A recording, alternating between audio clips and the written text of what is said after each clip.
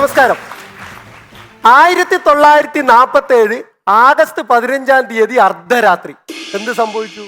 ഇന്ത്യക്ക് സ്വാതന്ത്ര്യം കിട്ടി. 1974 ജനുവരി 15-ാം തീയതി അർദ്ധരാത്രി ഞാൻ ഭൂജാതനായി. ഞാൻ വന്ന പാടെ ഒന്ന് കരഞ്ഞു. പിന്നെ ഞാൻ ചുറ്റും നോക്കി. ഇപ്പൊ ഡയാനെ പോലെ അതിഥിയെ പോലെ 2 വെള്ളരി പ്രാവുകൾ എൻ്റെ സൈഡിൽ. ഒരാൾ പറയുന്നു കനകം പോലത്തെ കുട്ടി, ഇപ്പൊ മറ്റേ ആള് പറയുന്നു രാജകുമാരനെ പോലത്തെ കുട്ടി. ഇതറിഞ്ഞ ഞങ്ങളുടെ നാട്ടിലെ ശോശാമ്മ ടീച്ചർ അപ്പ തന്നെ പേരിട്ടു കനകരാജൻ. അടിമക്കളെ കൈ. ഞാൻ ഇവിടെ മുമ്പ് 2 പരിപാടി അവതരിപ്പിച്ചിരുന്നു. അതിനുശേഷം നാട്ടിൽ കുറച്ച് അനുമോദനങ്ങളും സ്വീകരണങ്ങളും ഉപകാരങ്ങളും ഒക്കെ കിട്ടി. ഞാനിങ്ങനെ വെലസി നടക്കുന്ന സമയത്ത് ഈ ഡയാന കാരണം 2 ദിവസം എനിക്ക് വീട്ടിൽ കയറാൻ പറ്റിയിട്ടില്ല. ആ സംഭവം പറയാം. എൻ്റെ വീട് വെള്ളരിക്കുണ്ടാണ്. വെള്ളരിക്കുണ്ടെന്ന് കണ്ണൂരേക്ക് പോകുക പറയുന്ന ഒരു 3 മണിക്കൂർ യാത്രയുണ്ട്. ഒരു 1.5 മണിക്കൂർ ബസ്സിൽ, പിന്നെ 1 മണിക്കൂർ ട്രെയിനിൽ. അപ്പൊ ഈ പോകുന്ന സമയത്ത് നമ്മുടെ പ്രധാനപ്പെട്ട പരിപാടി എന്ന് പറയുന്നത് യൂട്യൂബർമാർക്ക് കാശുണ്ടാക്കി കൊടുക്കുക, അതുപോലെ ഫേസ്ബുക്ക് വാട്സപ്പ് നോക്കുക, ഇതൊക്കെയാണ്. മുമ്പ് അങ്ങനെയല്ല. മുമ്പ് നമ്മൾ എന്ത് ചെയ്യുക, അടുത്തിരിക്കുന്ന ആളോട് വർത്തമാനം പറയും. പിന്നെ മുമ്പിൽ സ്ത്രീകളൊക്കെ കൃത്യമായിട്ട് ബസ്സിൽ കയറുന്നുണ്ടോ, അവർ കൃത്യമായിട്ട് ഇരിക്കുന്നുണ്ടോ, ഇതൊക്കെയാണ് ആ സമയത്ത് നോക്കുക. പക്ഷെ ഇപ്പോൾ അല്ല. ഇപ്പൊ നിങ്ങൾ ബസ് കയറി നോക്കിക്കോളൂ. ബസ്സിലുള്ള 90 വയസ്സുള്ള അമ്മൂമ്മ ആയാലും ശരി തോണ്ടിക്കൊണ്ടിരിക്കുന്ന കാണാം. അങ്ങനെ ഒരു ദിവസം ഞാൻ ബസ്സിൽ യാത്ര ചെയ്യുന്ന സമയത്ത് ഇങ്ങനെ ഫേസ്ബുക്ക് നോക്കിക്കൊണ്ടിരിക്കുമ്പോൾ ആശംസകളുടെ പ്രവാഹം. ഇത് Diana fans, Diana followers, Diana army. എന്താ സംഭവം? ഡയാനയുടെ പിറന്നാള് ആശംസ ഇങ്ങനെ കണ്ടപ്പോൾ ഞാൻ ഒരു ആശംസ ഡയാനക്ക് അയച്ചു. അതിനുശേഷം എനിക്ക് തോന്നി കഴിഞ്ഞ എപ്പിസോഡിൽ വന്നപ്പോൾ ഡയാനയുമായിട്ട് ഞാൻ നിൽക്കുന്ന ഫോട്ടോ എടുത്തിട്ടുണ്ടായിരുന്നു. എന്നെ ഇത് വാട്സപ്പിൽ സ്റ്റാറ്റസ് ഇട്ടേക്കാം. ഞാൻ ഉടനെ വാട്സപ്പിൽ സ്റ്റാറ്റസ് ഇട്ടു. എന്നിട്ട് അടിയിൽ ഒരു കുറിപ്പും, പ്രിയപ്പെട്ട ഡയാനക്ക് പിറന്നാൾ ആശംസകൾ, 2-3 കുത്ത്, 2-3 ലവ് ചിഹ്നം. ആഹാ, ഒരു സന്തോഷം, സംതൃപ്തി. കുറച്ച് കഴിയുമ്പോൾ എൻ്റെ അഭ്യുദയാകാംക്ഷികളുടെ ഒക്കെ ഇമോജികൾ ഇങ്ങനെ വരാൻ തുടങ്ങി. സന്തോഷത്തിന്റെയും കുശുമ്പിന്റെയും അസൂയയുടെയും ഇതൊക്കെ കണ്ട് ഞാനിങ്ങനെ ധൃതംഗപുളകിതനായി ഇരിക്കുന്ന സമയത്ത് പെട്ടെന്നൊരു ഫോൺ വിളി. ആരാ? എൻ്റെ ഭാര്യ. നിങ്ങൾ ആടെ എത്തിയത്? ഞാൻ വണ്ടിയിലുണ്ട്. എന്തേ? അല്ല, നിങ്ങൾ കണ്ണൂർ കീഞ്ഞിട്ടൊന്ന് വിളിക്കണം. ആ, എന്തെങ്കിലും അത്യാവശ്യം ഉണ്ടാ? ഇല്ല, അത് കീഞ്ഞിട്ട് പറയാം. ഞാൻ കണ്ണൂർ ഇറങ്ങി ഓഫീസിലെത്തി. ഞാൻ ഭാര്യനെ വിളിച്ചു. അല്ല, എന്തിനാ നീ വിളിച്ചത്? അതാ എൻ്റെ പിറന്നാളപ്പോ. നിന്റെ പിറന്നാളോ അമ്മപ്പ? എനിക്ക് ഓർമ്മയില്ല. അത് ശരി, എൻ്റെ പിറന്നാൾ നിങ്ങൾക്ക് ഓർമ്മയില്ല. ഈ സിനിമാ നടിമാരെല്ലാം പിറന്നാൾ കൃത്യമായിട്ട് നിങ്ങൾക്ക് ഓർമ്മയുണ്ട്. അവര് മൊത്തമുള്ള ഫോട്ടോ സ്റ്റാറ്റസ് ഇടാനും നിങ്ങൾക്ക് ഓർമ്മയുണ്ട്. നിങ്ങൾ വൈകുന്നേരം വീട്ടിലേക്ക് ബാ. 2 ദിവസം ഞാൻ വീട്ടിൽ പോയി. ഇത് ഇപ്പൊ പറ്റിയ സംഭവം മാത്രമല്ല, ഇതുപോലെ വേറെയും സംഭവം നടന്നിട്ടുണ്ട്.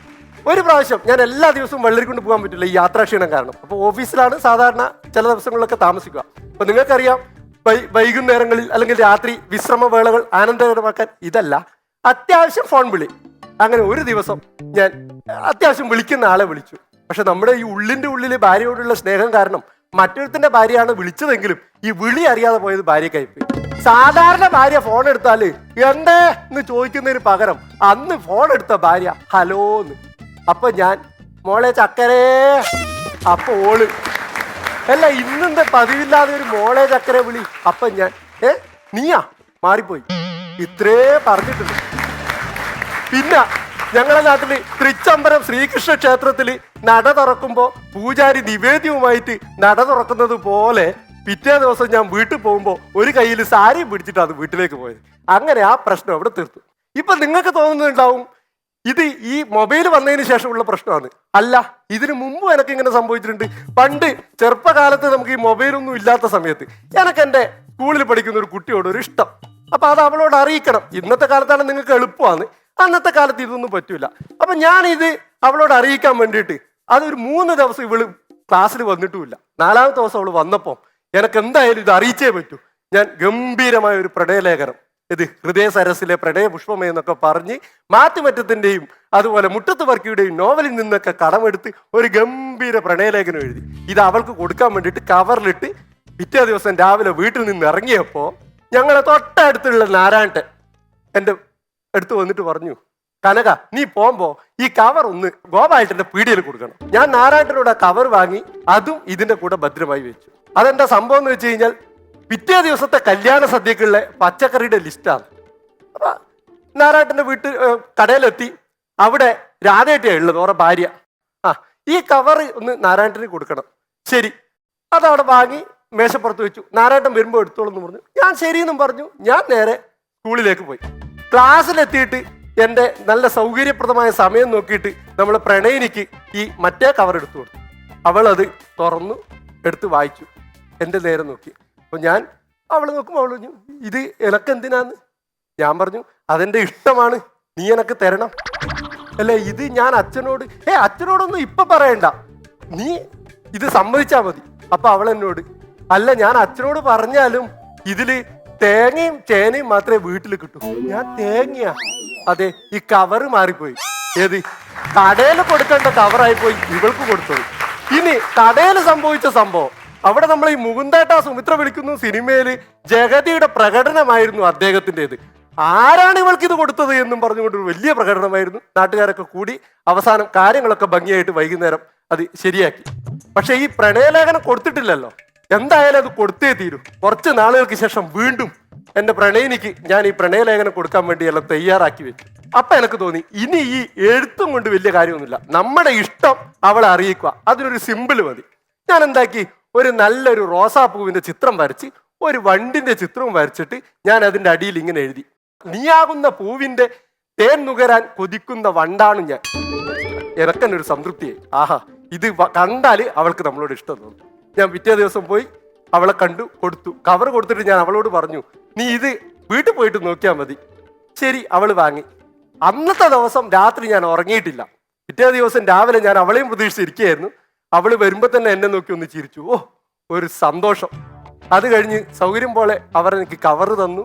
ഞാൻ ആ കവർ എടുത്തിട്ട് ഒരു കാറ്റാടി മരത്തിന്റെ ചുവട്ടിലിരുന്നത് നോക്കിയപ്പം ആ കവറിനകത്ത് ഒരു പേപ്പർ, അതിൽ ഞാൻ കൊടുത്ത അതേ പേപ്പർ ചെറിയൊരു മാറ്റം വരുത്തിയിട്ടുണ്ട്. ഈ പൂവിന്റെ മുകളിൽ കുറച്ച് കുത്തിട്ടിട്ട് ഒരു ആരോ മാർക്ക് ഇട്ടിട്ട് അവൾ എഴുതി വെച്ചിട്ടുണ്ട്, ഈ റോസാ പൂവിൽ വണ്ടി ഇരിക്കാതിരിക്കാൻ എൻ്റെ ചേട്ടന്മാര് DDT പൊടി ഇട്ടിട്ടുണ്ട് എന്ന്. ഇതൊക്കെ പറഞ്ഞാലും ഒറ്റ കാര്യം പറയുള്ള രമേശേട്ട, അവസാനമായിട്ട് ഞാൻ ഇതൊക്കെ പ്രക്ഷേപണം ചെയ്യുമല്ലോ.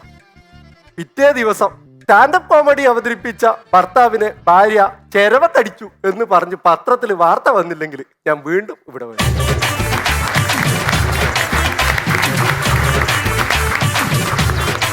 കനകരാജേട്ടാ, നല്ല എനർജറ്റിക് ആയിട്ടുള്ള പവർഫുൾ ആയിട്ടുള്ള പെർഫോമൻസ് ആയിരുന്നു. നന്നായിട്ട് ഇഷ്ടമായി. ഇടയ്ക്ക് ആ ഒരു പ്രോപ്പർ കണ്ണൂർ സ്ലാങ്ങിലുള്ള ഒരു കോൺവെർസേഷൻ ഉണ്ടായിരുന്നില്ലേ ഭാര്യയായിട്ട്, അതൊക്കെ കേട്ടപ്പോഴത്തേക്ക് കേൾക്കാൻ നല്ല രസമുണ്ടായിരുന്നു. പിന്നെ എന്റെ ബർത്ത്ഡേക്ക് ശരിക്കും സ്റ്റാറ്റസ് ഇട്ടായിരുന്നു അല്ലേ? താങ്ക് യു കേട്ടോ. ഓർക്കുന്നുണ്ടോ എന്നാന്നുള്ളത്? അല്ല, അത് അന്നേരം തന്നെ നമ്മ മനസ്സിന് മായ്ച്ചു കളഞ്ഞു. ആണല്ലേ? ഓക്കെ, ശരി. രമേശ് ചേട്ടാ, ഒക്ടോബർ 1 അല്ലേ നിന്റെ ബർത്ത്ഡേ? ഒക്ടോബർ 1 എന്റെ ബർത്ത്ഡേ. അന്ന് രമേശേട്ടന്റെ മകന്റെയോ ആരുടെ ഒരാളുടെ, രമേശേട്ടന്റെ മകന്റെയോ മകളുടെ ആരുടെ ഒരാളുടെ ബർത്ത്ഡേയും കൂടിയാന്ന് തോന്നുന്നു. എന്റെ ബർത്ത്ഡേ ആണ്.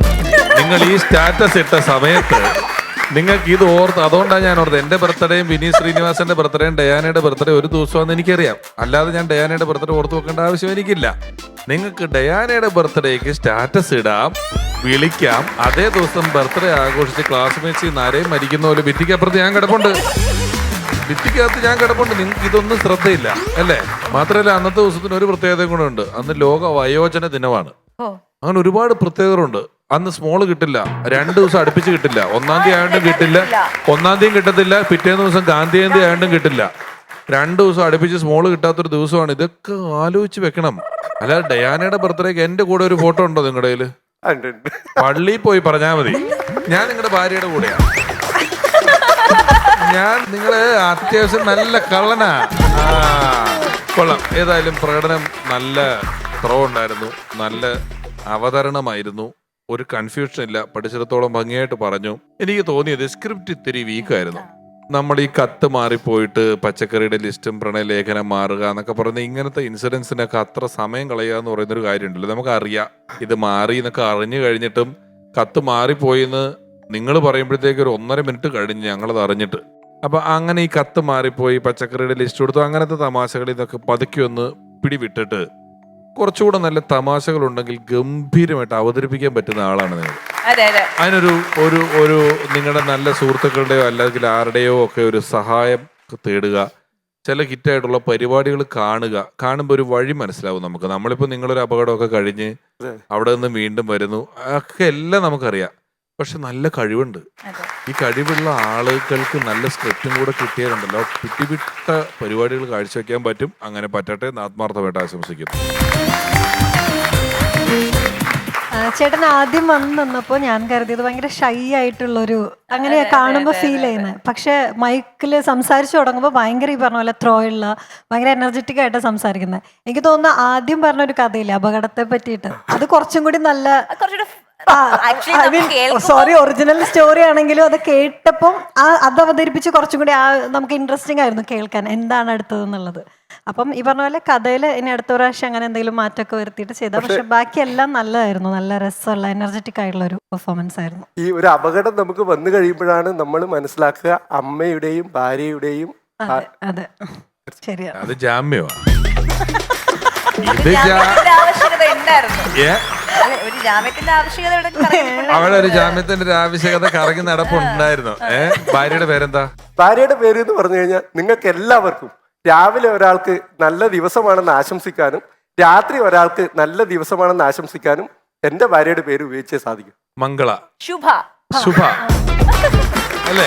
അതെ അതെ, നല്ല ഞങ്ങളുടെ അന്വേഷണം പറയണം തീർച്ചയായും കേട്ടോ. ശുഭകടത്തി വെറുതെ വിടണം കേട്ടോ. ഞങ്ങള് തമാശ പറഞ്ഞാണ്. പുള്ളി ഒരു സാത്വികനും സത്യസന്ധനും നല്ലവനുമായ മനുഷ്യനാണ്. 2 മക്കളുണ്ട്, അവർ കുറ്റം പറയും. ഏതാ? ചെറിയ 2ാം ക്ലാസ് പഠിക്കുന്ന ഒരു മോളുണ്ട്. മോളുടെ പേരെന്താ? ശ്രീലക്ഷ്മി. പിന്നെ 9ാം ക്ലാസ് പഠിക്കുന്ന മകനുണ്ട് ശ്രീഹരി. ശ്രീഹരി, ശ്രീലക്ഷ്മി, അച്ഛൻ സൂപ്പറാണ് കേട്ടോ. ഗംഭീരമായി. നല്ല കോൺഫിഡൻസ് ലെവല് നല്ല ടോപ്പാണ്. അത് തന്നെയല്ല പ്രസൻറ്റേഷൻ നല്ല സ്ഫുടമായ മലയാളം നല്ല രീതിയിൽ പറയാനുള്ള കഴിവുണ്ട്. കനകം പറഞ്ഞ വേറൊരു കാര്യം ശരിയാണ്. ഈ ഫോൺ നമ്മൾ അപകടം പറ്റിക്കഴിയുമ്പോഴാണ് ഇതൊക്കെ അറിയാൻ പറ്റുള്ളൂ എന്ന് പറഞ്ഞാൽ എനിക്കിതുപോലെ ആക്സിഡൻറ്റ് സംഭവിച്ച ആളാണ്. അപ്പോൾ ഇതുപോലെ ആദ്യത്തെ ഒരാഴ്ച എന്ന് പറഞ്ഞു കഴിഞ്ഞാൽ വീട്ടിൽ സന്ദർശകരുടെ ബഹളമായിരിക്കും. കാരണം പഞ്ചായത്ത് പ്രസിഡന്റ് മുതൽ MLA മുതൽ എല്ലാവരും വരും. 2ാമത്തെ ആഴ്ച എന്ന് പറയുമ്പോൾ കൂട്ടുകാരുടെ ഫോൺ വിളികളായിരിക്കും, ഇങ്ങോട്ട് നിറച്ച് ഫോൺ വിളികളായിരിക്കും. 3ാമത്തെ ആഴ്ച നമ്മൾ അങ്ങോട്ട് വിളിക്കാൻ തുടങ്ങും, കാരണം ആരും കൂടി വിളിക്കാതാവുമ്പോൾ. 4ാമത്തെ ആഴ്ചയാണ് ആരും വിളിക്കാനും ഇല്ല വരാനും ഇല്ല, അതാകുമ്പോഴാണ് നമ്മൾ സ്വന്തം ഭാര്യയെയും മക്കളെയും നോക്കുന്നത്, മനസ്സിലായോ? അപ്പം അത് പറഞ്ഞത് വളരെ കറക്റ്റാണ്. എന്തായാലും നന്നായിരുന്നു, നല്ല രസമുണ്ടായിരുന്നു. അപ്പൊ നമ്മുടെ കലിപ്പൻ കനകരാജേട്ടൻ, കാന്താരി, കാവ്യ ഇവരുടെ മാർക്സ് എത്രയാണെന്നറിയാം. അതിഥി കാന്താരി കാവ്യക്ക് 46 out of 50. കലിപ്പൻ കനകരാജന് 45 out of 50. കലിപ്പൻ Kanakaraj ചേട്ടന് 45. കാന്താരി കാവ്യക്ക് 46. ഇപ്പം കനകരാജേട്ടന് 90 out of 100, 90 മാർക്സ് കിട്ടിയിട്ടുണ്ട്. Total 92 out of 100. അപ്പോൾ ഇന്നത്തെ മത്സരത്തിൽ വിജയിച്ചിരിക്കുന്നത് നമ്മുടെ കാവ്യയാണ്. അല്ല, എനിക്ക് 2 മാർക്ക് ഇടാനുണ്ടായിരുന്നു. ഓ, ഷൂട്ട് കഴിഞ്ഞിട്ട് സൗകര്യം പോലെ ഇട്ടോളൂ കേട്ടോ. Once upon a time, കലിപ്പനും കാന്താരിയും വിജയികൾക്ക് ലഭിക്കുന്നത് ഹാർവസ്റ്റ് എബ്രോഡ് സ്റ്റഡീസ് നൽകുന്ന സമ്മാനം.